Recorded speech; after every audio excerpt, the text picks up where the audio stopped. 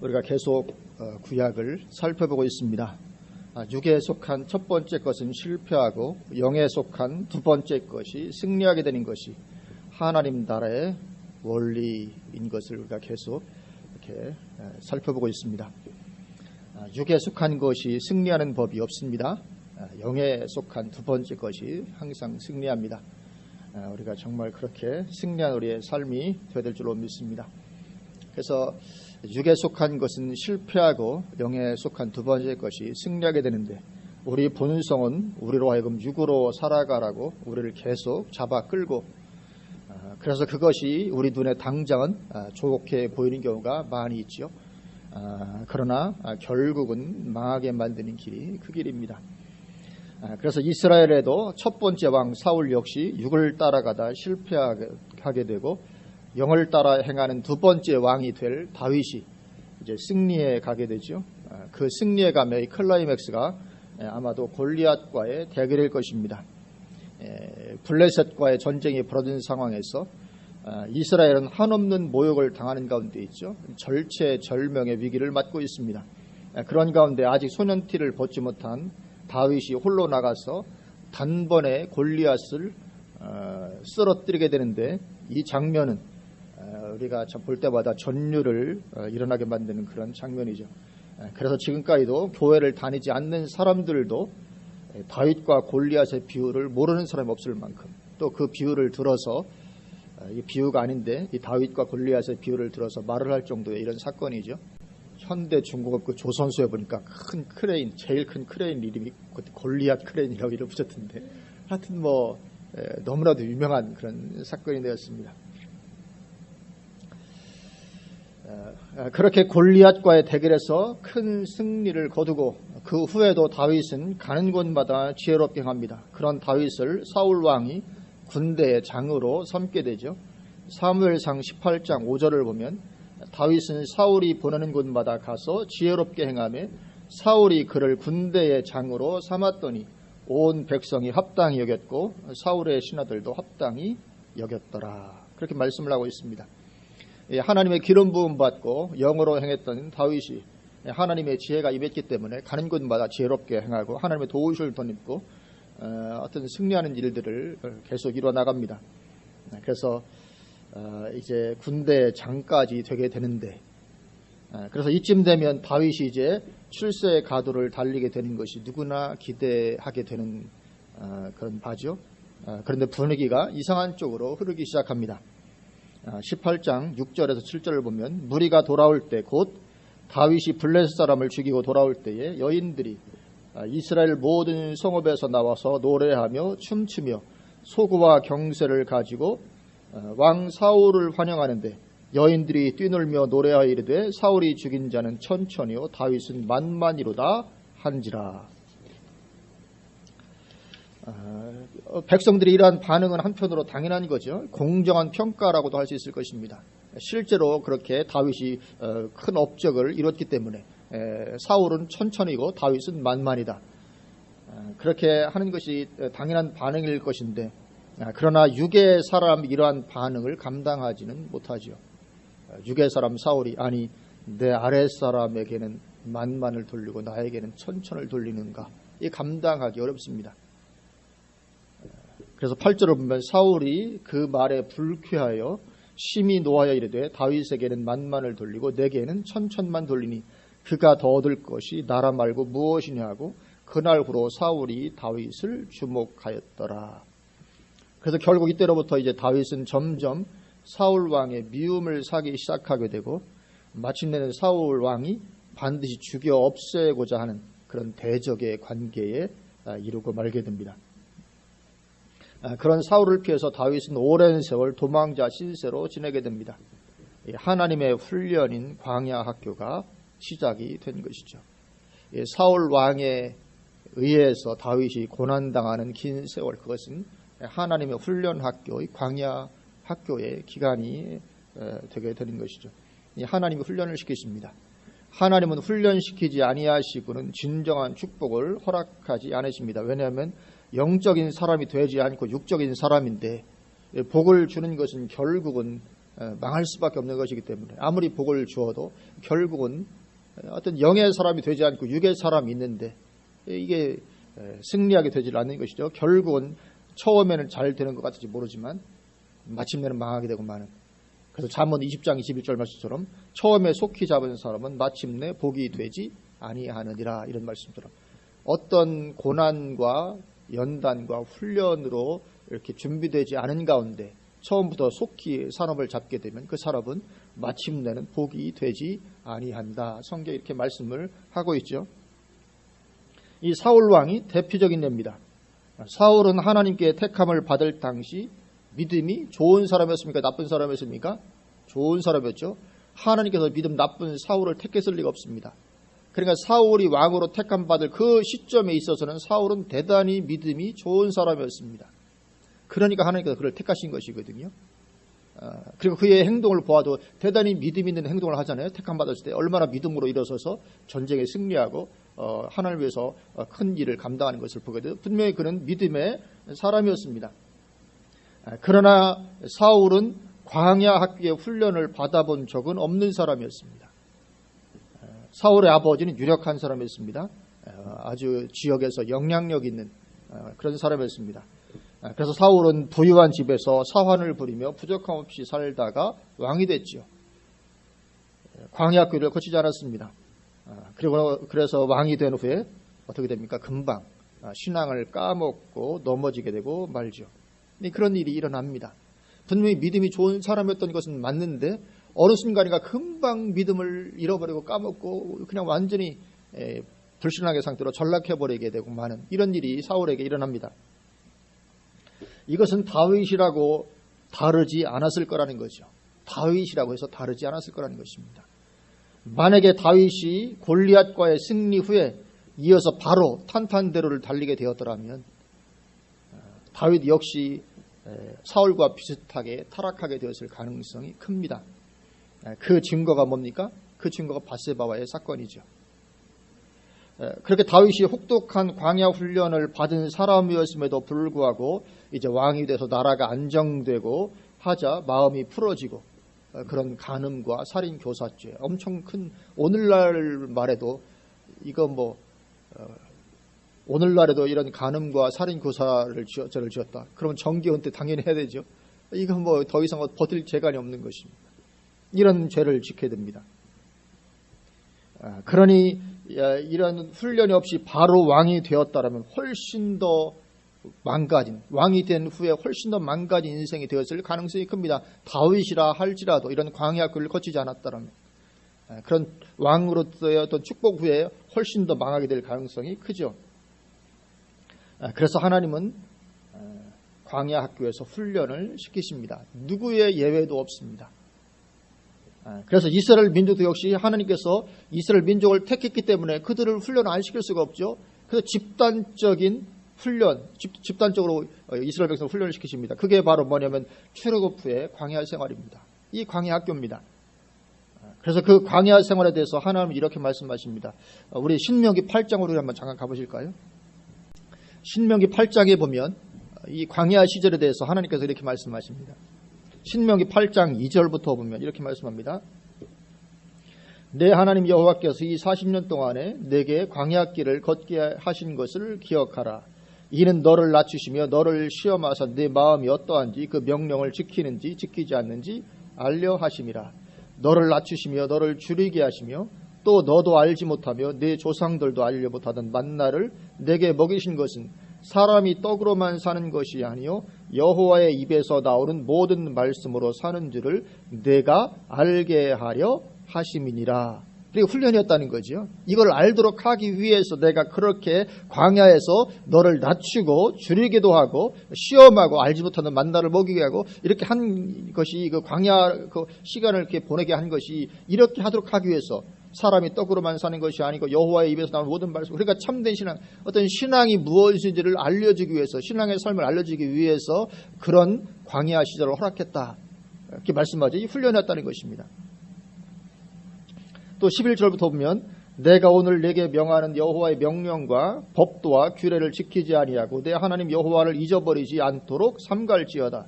내가 먹어서 배부르고 아름다운 집을 짓고 거주하게 되며 또 내 소와 양이 번성하며 내 은금이 증식되며 내 소유가 다 풍부하게 될 때에 내 마음이 교만하여 내 하나님 여호와를 잊어버릴까 염려하노라. 그러니까 이렇게 되지 않도록 훈련을 시키셨다는 것입니다. 그렇게 가나안 땅에 가서 풍성함을 누리게 될 때 금방 하나님 잊어버리고 그렇게 되지 않도록 하기 위해서 이렇게 광야에서 이런 훈련을 시키고 이 어려움 가운데 하나님을 체험하게 하고 경험하게 하고 이런 일들을 계속 해오셨다는 거죠. 여호와는 너를 애굽 땅 종되었던 집에서 이끌어내시고 너를 인도하여 그 광대하고 위험한 광야 곧 들뱀과 전갈이 있고 물이 없는 건조한 땅을 지나게 하셨으며 또 너를 위하여 단단한 반석에서 물을 내셨으며 내 조상들도 알지 못하던 만나를 광야에서 내게 먹이셨나니 이는 다 너를 낮추시며 너를 시험하사 어떻게 하겠다고요? 마침내 내게 복을 주려 하심이었느니라. 아멘. 이 최종 목적을 말씀하죠. 광야 학교의 최종 목적. 그러니까 광야에서 너를 낮추시고 너를 시험하고, 광야는 낮아짐의 자리죠. 광야 학교는 낮아짐과 고난과 어려움의 그런 자리입니다.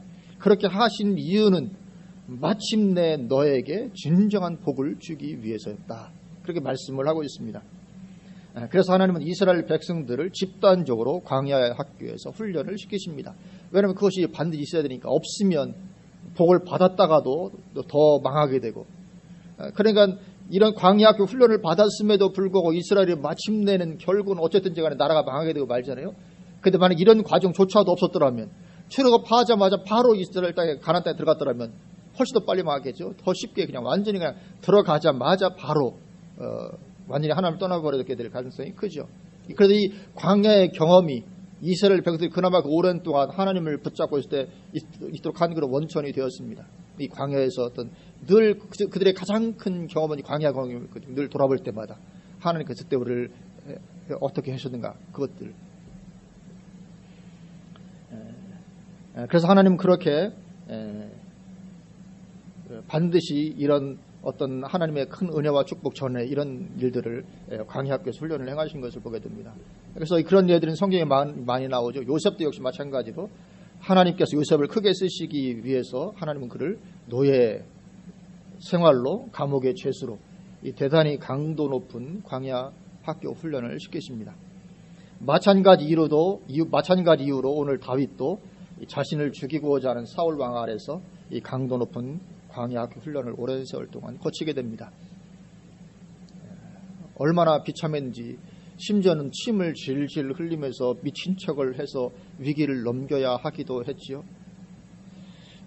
얼마나 비참하겠습니까? 아니, 보통 사람도 아니고 왕으로 기름 부음까지 받았는데, 이미 기름 부음 받은 후인데 왕으로 기름 부음 받은 자로서 그렇게 미친 척을 해서까지라도 생명을 보존해야 되겠을 때, 이 다윗으로서는 보통 자괴감을 크게 가질 일이 아닌 것이죠. 내가 이러려고 기름 부음 받았나 이런 보통 자괴감을 크게 가질 그런 상황이 아닌 거죠. 그런데 이것은 우리라고 해서 다르지 않다는 것입니다. 우리라고 해서 다르지 않습니다. 어떤 때는 우리는 스스로 내가 믿음이 좋다고 생각을 할지 모르지만, 그러나 성경은 선줄로 생각하는 자는 넘어질까 조심하라, 그렇게 말씀합니다. 우리는 어느 순간에 넘어질지 모르는 연약함 가운데 우리가 있습니다. 그것이 진정한 축복이 오기 어려운 이유 중에 하나가 되고 훈련이 더 필요한 근거 중에 하나가 되게 됩니다. 그래서 하나님은 우리도 역시 그렇게 훈련을 하십니다. 훈련 없이, 광야학교 없이 우리는 복을 좀 받았으면 좋겠는데 생각을 하지만 그런 일은 일어나지 않습니다. 진정한 축복이 오기 위해서는 이 광야학교 훈련은 반드시 필수적으로 필요가 한 것입니다. 그래서 이스라엘 백성을 택할 때부터 먼저 그렇게 보여주신 거죠. 그래서 하나님 그렇게 우리를 훈련하시는데, 하나님께서 훈련하시는 최고의 방법이 광야학교입니다. 우리를 그렇게 훈련하는 최고의 방법이 광야학교. 다른 것들로서 훈련을 하시지만 광야학교를 통해서 하나님께서 보편적으로 그렇게 우리를 훈련하십니다. 그 고난 가운데서 우리를 훈련시키시는 거죠. 그래서 그러한 훈련으로서의 우리의 삶의 고난이 올 수 있습니다. 광야학교로서. 그런데 그런 광야학교로서의 고난과 또 모든 고난이 다 그런 고난은 아니잖아요. 내가 하나님을 떠나 살아서 오는 심판으로서의 고난도 있을 수 있습니다. 이 다른 거죠. 어떻게 다를까? 광야 학교로서의 고난과 내가 하나님을 떠나 살아서 심판으로서 오는 고난과 어떻게 다를까? 우리가 구분을 잘 해야 되겠죠. 가장 큰 차이는 임마누엘의 여부입니다. 임마누엘의 여부. 하나님의 광야 학교 훈련은 고난 중에도 임마누엘이 경험됩니다. 광야 학교에 집어넣고 하나님 계속 함께 하십니다. 임마누엘이 경험이 되죠. 그래서 이스라엘 민족들도 출애굽의 광야 시절에 하나님이 계속 함께 하십니다. 그렇죠? 만나를 내리시고 얼마나 엄청난 역사로 함께 하십니까? 메추라기. 또 40년 동안 옷과 신발이 헤어지지 않았다. 그런 정도로 보통 40년 동안 빨래를 하지 않아도 옷이 깨끗했고 40년 동안 걷고 걸어도 신발이 닳지 않고 이 보통의 임마들이 아니라 굉장히 하나님께서 함께 하십니다. 그리고 대적들이 공격해오면 거기로부터 다 지켜주시고 이스라엘은 아무 무기도 없는데 다 하나님께서 역사를 지켜주시고 계속 임마누엘 해주셨죠. 이것이 광야학교에서의 어떤 고난의 어떤 특징의 하나가 됩니다. 고난스럽긴 하지만 삶의 형편이 고난스럽지만 그럼에도 하나님의 임마누엘이 거기서 경험이 됩니다. 요셉도 역시 마찬가지죠. 노예 생활을 할 때에도 감옥 생활을 할 때에도 얼마큼 하나님께서 함께 하신가 하면 주변 사람들이 보고 인식할 수 있을 정도로 하나님께서 함께 해주셨죠. 그래서 창세기 39장을 보면 39장 3절에 그의 주인이 여호와께서 그와 함께 하심을 보며 또 여호와께서 그의 범사에 형통하게 하심을 보았더라. 주인 보디발, 노예 생활할 때 주인 보디발이 보고 알 만큼 하나님께서 이렇게 함께 하십니다. 또 감옥에 갔을 때도 20절부터 보면 이에 요셉의 주인이 그를 잡아 옥에 가두니 그 옥은 왕의 죄수를 가두는 곳이었더라. 요셉이 옥에 갇혔으나 여호와께서 요셉과 함께 하시고 함께 하십니다. 그에게 인자를 더하사 간수장에게 은혜를 받게 하시매 간수장이 옥중 죄수를 다 요셉의 손에 맡김으로 그 재반 사물을 요셉이 처리하고 간수장은 그의 손에 맡긴 것을 무엇이든지 살펴보지 아니하였으니 이는 여호와께서 요셉과 함께 하심이라. 여호와께서 그를 범사에 형통하게 하셨더라. 이런 임마누엘의 역사가 있었던 거죠. 요셉이 비록 노예 생활로 감옥의 죄수로 엄청난 고난스러운 환경 가운데 있지만 그러나 그런 환경 가운데서도 하나님은 놀랍게 함께 하시고 임마누엘을 해주시고 그걸 주변의 사람들이 보고 인식할 만큼 하나님의 임마누엘이 그에게 있었던 것을 보게 됩니다. 다윗도 역시 마찬가지죠. 사울로 인해서 이 광야 학교를 들어가게 됩니다. 오랜 세월 고생을 하게 되는데 하나님께서 얼마나 그 가운데서 함께 하신지 모릅니다. 그래서 오늘 본문에 있는 사무엘상 18장만 보더라도 오늘 사무엘상 18장 12절을 보면 여호와께서 사울을 떠나 다윗과 함께 계심으로 사울이 그를 두려워한지라 그렇게 말씀하고 있습니다. 사울도 보고 알죠. 하나님이 다윗과 함께 한다는 것을. 또 14절을 보면 다윗이 그의 모든 일을 지혜롭게 행하니라 여호와께서 그와 함께 계시니라 계속 반복하고 있습니다. 사울은 다윗이 크게 지혜롭게 행함을 보고 그를 두려워하였으나 하나님 함께 하신 걸 다 아는 것입니다. 또 28절에도 보면 여호와께서 다윗과 함께 계심을 사울이 보고 알았고 사울이 보고 알았습니다. 하나님이 다윗과 함께 하는구나. 사울이 보고 알 정도로 그렇게 하나님의 임마누엘이 다윗에게 있었던 것을 보게 됩니다. 그리고 다윗이 도망자 생활을 하던 중에 블레셋이 이스라엘의 이 그일라 성을 공격을 하게 되죠. 그래서 이스라엘이 그일라를 공격할 때도 23장을 보면 사무엘상 23장 1절부터 보면 사람들이 다윗에게 전하여 이르되 보소서 블레셋 사람이 그일라를 쳐서 그 타작마당을 탈취하더이다 하니 이에 다윗이 여호와께 묻자와 이르되 내가 가서 이 블레셋 사람들을 치리이까 여호와께서 다윗에게 이르시되 이 함께 하신다는 거죠. 임마누엘입니다. 하나님 응답하십니다. 이르시되 가서 블레셋 사람들을 치고 그일라를 구원하라 하시니 다윗의 사람들이 그에게 이르되 보소서 우리가 유다에 있기도 두렵거든 하물며 그일라에 가서 블레셋 사람의 군대를 치는 일이니까 한지라. 그러니까 이것은 현실적으로는 말도 안 되는 상황이라는 거죠. 이 현실적으로는 지금 다윗이 지금 도망자 신세인데 이 다윗이 가서 그일라를 지금 블레셋을 치고 그 성을 구해낼 이것은 뭐 그건 가능하지 않은 이야기입니다. 그러니까 지금 하나님께서 얼마나 다윗과 함께하는 임마누엘을 누리고 있는가 하는 걸 보게 되죠. 4절을 보면 다윗이 다윗이 여호와께 다시 묻자온데 여호와께서 대답하여 이르시되 일어나 그 일나로 내려가라 내가 블레셋 사람들을 내 손에 넘기리라 하신지라. 이렇게 말씀합니다. 이 4절 앞부분을 보면 다윗이 여호와께 다시 묻자온데 그렇게 말씀하고 있죠. 다윗이 임마누엘을 누렸던 비결입니다. 그러니까 다윗은 도망자 신세로 그 고난 가운데에서 기름 부음 받지 않았더라면 이런 고난을 당할 이유도 없었는데 그런 고난을 당하는데 그런 가운데서도 여전히 다윗은 기도하고 있었던 것을 보게 되죠. 다윗이 임마누엘을 누렸던 비결입니다. 많은 그리스도인들이 이런 광야 학교에 들어가면 하나님께 시험 들어서 기도를 팽개칩니다. 많이 그럽니다. 하나님께 시험, 하나님께 다들 시험 들어보셨죠? 아마 들어봤을 겁니다. 하나님 도대체 왜 저에게 이러십니까? 왜 이렇게, 하여튼, 우리는 하나님께 시험이 잘 드는데, 하나님께 시험 들어서 아주 기도 자체를 그냥 던져버리는 그리스도인들이 허다하게 많이 있죠.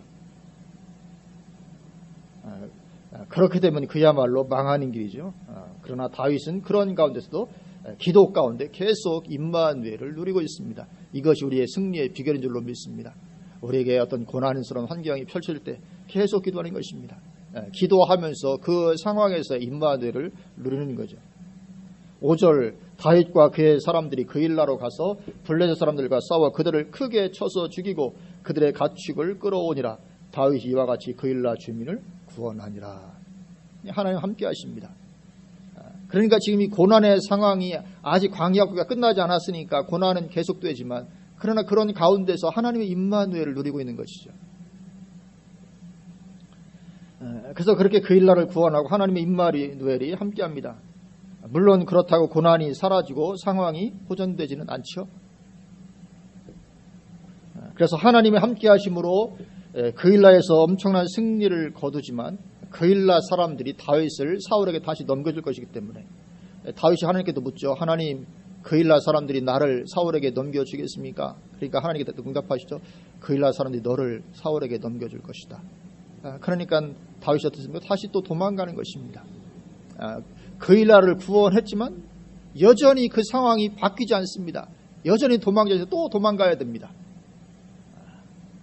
그래서 23장 14절을 보면 다윗이 광야에 요새도 있었고 또 10광야 산굴에도 머물렀으므로 이게 어느냐면 이게 그 일나에서 승리한 이후의 이야기입니다. 승리했음에도 불구하고 상황이 전혀 호전되지 않습니다. 하나님의 임마누엘은 분명히 경험이 되는데 상황은 여전히 삶의 현장은 여전히 광야의 요새요 광야 산골입니다. 사울이 매일 찾되 하나님이 그를 그의 손에 넘기지 아니하시니라. 그런 상황에도 여전히 하나님 함께 하심은 여전히 있죠. 하나님의 돌보아주심, 도와주심은 여전히 있습니다. 이것이 광야학교의 특징입니다. 광야학교는 고난이 떠나가지 않습니다. 하나님의 함께 하시고 응답하신다고 해서 고난이 떠나가진 않는데 그런 고난 가운데서도 하나님의 임마누엘이 경험됩니다. 하나님의 함께 하심이 경험되고 누려지게 됩니다. 그래서 우리가 이 광야교회에 있을 때 어떤 고난 가운데 있을 때 우리가 다윗처럼 지속적으로 하나님을 의지하고 기도하는 것이 필요하죠. 그럴 때 임마누엘이 더 풍성히 경험이 되게 될 것이고 우리가 그 시절을 더 잘 감당하게 될 것이고 또 그 기간도 더 짧아질 수도 있겠죠. 어떤 그런 일이 있는 것입니다. 그렇기 때문에 임마누엘만 있으면 되는 것인 줄로 믿습니다. 고난보다 중요한 것이 임마누엘입니다. 임마누엘만 있으면 그것이 하나님께서 나와 함께 하신다는 증거만 있으면 지금 내 삶의 형편이 고난 가운데 있든지 평안함 가운데 있든지 그것이 중요하지 않습니다. 하나님의 임마누엘이 지금 함께 하느냐 하지 않느냐 이것이 최고로 어떤 중요한 것이죠. 어떤 분들은 우리가 흔히 오해하기 쉬운 것 중에 하나가 내 삶이 어떤 어려움과 고난 가운데 있으니까 아예 하나님이 나와 함께 하지 않는다고 그냥 치부해버리는 경우가 있는데 그건 그렇지 않습니다. 우리가 다윗의 경우에서도 요셉의 경우에서도 이스라엘 백성들에게서 보듯이 그것과 그것은 다른 것이죠. 고난 가운데 있다 할지라도 하나님의 임마누엘은 얼마든지 있을 수 있는 것이고 그래서 하나님 임마누엘만 있으면 고난 자체는 얼마든지 우리가 감당할 수 있는 것인 줄로 믿습니다. 그래서 우리가 이 고난 가운데 있을 때 거기서도 우리가 임마누엘을 누리는 것인 줄로 믿습니다. 기도 가운데 말씀 가운데 그래서 우리가 고난 중에도 임마누엘을 누리고 있다 보면 언젠가 마침내 하나님의 때는 임하는 것이 법입니다. 비록 더딜지라도 기다리라. 지체되지 않고 반드시 응하리라. 말씀하고 계십니다. 비록 더딜지라도 기다리라. 지체되지 않고 반드시 응하리라. 하나님의 때가 되면 반드시 응하게 됩니다. 그래서 사망의 음침한 골짜기를 걷는 것보다 중요한 것은 임마누엘입니다. 시편 23편 4절에 내가 사망의 음침한 골짜기로 다닐지라도 해를 두려워하지 않을 것은 주께서 나와 함께 하심이라. 주의 지팡이와 막대기가 나를 안위하시나이다. 그래서 사망의 음침한 골짜기, 이 광야학교를 말하는 것이죠. 사망의 음침한 골짜기를 다닐지라도 주께서 거기서 함께 하신다. 이 고난 중에도 함께 하십니다. 그러니까 사망의 음침한 골짜기 다니는 것이 중요한 게 아니고 거기에서 하나님의 임마누엘을 누리는 것이 중요한 것이죠. 그러다 보면 하나님의 때는 임하게 됩니다. 5절, 10편 23편 5절에 보면 주께서 내 원수의 목전에서 내게 상을 차려주시고 기름을 내 머리에 부으셨으니 내 잔이 넘치나이다. 이런 때가 임하게 되는 줄로 믿습니다. 우리가 하나님 임마누엘을, 고난 중에도 임마누엘을, 일이 잘 풀리지 않는 가운데서도 임마누엘을 누리는 가운데 있다 보면 마침내 이런 하나님의 역사하신 때는 도래하게 됩니다. 그렇기 때문에 이 불편스러운 상황 어떻게 해서든 벗어나려고 인본주의를 쓸 이유가 없지요. 그래서 다윗은 사울을 죽일 기회가 여러 번 있었어도 인본주의를 사용해서 손을 대지 않습니다.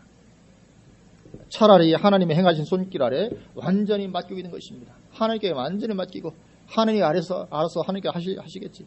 내가 인본주의적인 수단과 방법을 동원해서 이 사건, 이 상황을 좀 호전시키고 변화시키고 빠져나가려고 그렇게 하지 않습니다. 하나님께 완전히 맡기고 하나님만 의지하는 다윗이 그런 가운데 있는 것을 보게 됩니다. 그리고는 말씀과 기도 가운데 조용히 임마누엘만 누리고 있는 것이죠. 이게 중요한 줄로 믿습니다. 조용히 임마누엘만 누리고 있는 것입니다. 제일 무서운 사람입니다. 조용히 임마누엘만 누리고 있습니다. 그러면 하나님께서 하나님의 지혜와 하나님의 능력으로 하나님의 때를 따라서 모든 것을 하나님께서 다 해 나가시게 되는 거죠. 우리 신앙의 삶인 줄로 믿습니다. 그래서 영적으로 사는 두 번째 사람의 특징인 것입니다. 영적으로 사는 두 번째 사람 될 수 있을 줄로 믿습니다. 그래서 우리는 고난보다 임마누엘을 바라보는 것입니다. 그래서 우리의 매일매일의 삶을 조용하게 임마누엘을 누리는 그런 은혜와 축복 가운데 늘 머무시기를 주님의 이름으로 축원을 드립니다. 아멘. 기도하시겠습니다.